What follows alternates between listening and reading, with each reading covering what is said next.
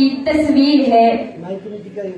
سجیالی وقار، اس رنگا رنگ تقریب سے آپ سب کی توجہ سرحد پار جنت نظیر وادی کشمیر سری نگر کی مرکزی جیل کی طرف لے جانا چاہوں گی، جہاں 9 سالہ بوڑھی ماں بیمار جسم، زخمی کلیجے اور چھلنی جسم کو تھامے ہند کے پجاری، ظلم کے بیپاری ہندوستان کے سامنے اپنے لہتے جگر کی زندگی کی بھیک مانگ رہی ہے۔ ادھر سے اس مدے مجاہد کی جان کے ٹکڑے گھر کی 4 دیواری کے پیچھے لہو سے لکڑے مسلح پر اپنی بے بسی اور لاچاری کا نوحہ رب کعبہ کے حضور سنا رہے ہیں۔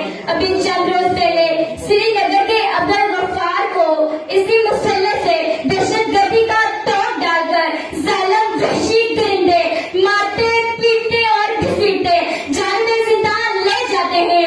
علی وقار اس مسلح پر پڑے خون کے چھینٹے ان نونہالوں کے زخموں پر نمک پاشی کر رہے تھے۔ رب کعبہ کے حضور اٹھنے والے ہاتھ اب کی بار دعا نہیں بلکہ یہ سوال کر رہے تھے کہ اب تو ہے آزاد یہ دنیا، پھر میں کیوں آزاد نہیں؟ اب تو ہے آزاد یہ دنیا، پھر میں کیوں آزاد نہیں؟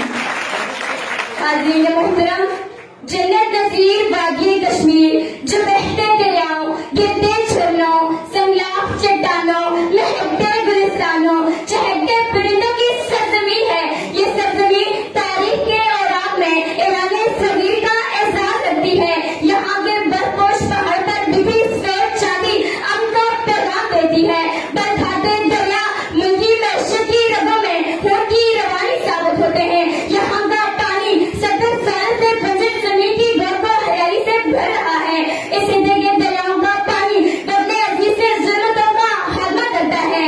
یہاں کی سرزمین اپنے بدن سے قیمتی سونا جڑی بوٹیوں کے روپ میں اگلتی ہے جو پورے عالم کے لیے نسخہ اکسیر بنتی ہے۔ میری دھرتی کے وجود پر موجود ایک شے، ایک ذرا عالم چاسو کے لیے تسلی اور تشفی کا کام کرتا ہے، زخموں کا مرہم بنتا ہے۔ لیکن جب ظالم ہندوستان پیلٹ گن کے استعمال سے میرے کشمیریوں سے بینائی چھینتا ہے تو اقوام عالم نہ جانے کیوں اپنی آنکھیں بند کر لیتی ہیں۔ وہاں جب کسی کشمیری کو اپنے عزیز کے حق میں صدا بلند کرنے پر پابند سلاسل کیا جاتا ہے تو انسانی حقوق کی عالمی تنظیموں کی خاموشی مجھے اپنے عالم کا نعرہ کرتی سنائی دیتی ہے۔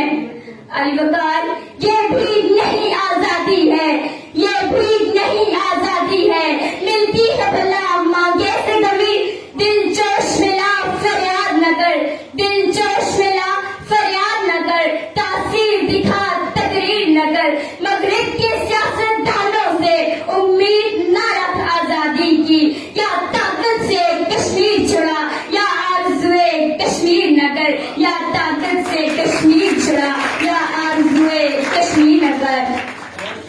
علی وقار، ہماری 3 نسلیں آزادی کی اس حاصل جنگ کی لت ہو کر اپنا مستقبل تاریخ کر بیٹھی ہیں۔ آزادی کا خواب آنکھوں میں سجائے ایک اور نسل اپنا مستقبل قربان کرنے پر تیار بیٹھی ہے، مگر میرا اس ایوان میں بیٹھے ہر غیرت مند کشمیری سے سوال ہے کہ خدارا اپنے گریبانوں میں جھانکے اور خود سے سوال کریں کہ کیا ہم نے کشمیریوں کی مدد کا حق ادا کیا؟ نحن الامہ کا پیغام دینے والے آقا کے پیروکار کیوں بھول گئے کہ کرنے کا رشتہ سرحد پر سروتی بلی کی ماں سے بھی ہے جو اپنے لہتے جگر کی رہائی کے لیے دہائیاں دے رہی ہے۔ یہ رشتہ برہان مظفر بانی کے ساتھ بھی ہے کہ جس نے وطن کی آزادی کی خاطر اپنی جان جانے آفرین کے سپرد کر دی۔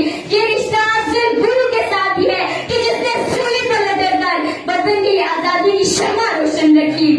جب سازے سلاسل بجتے تھے ہم اپنے لہو میں سجتے تھے، جب سازے سلاسل بجتے تھے ہم اپنے لہو میں سجتے تھے، وہ عید ابھی تک باقی ہے، وہ رسم ابھی تک جاری ہے، وہ رسم ابھی تک جاری ہے۔ علی وقار، کہنے کو تو اور بھی بہت سی باتیں ہیں مگر وقت کی بندش آڑے ہے وگرنہ فروزہ حسینے میں شمع نفس، فروزہ حسینے میں شمع نفس، مگر تاب گفتار کہتی ہے بس وما علینا الا البلاغ۔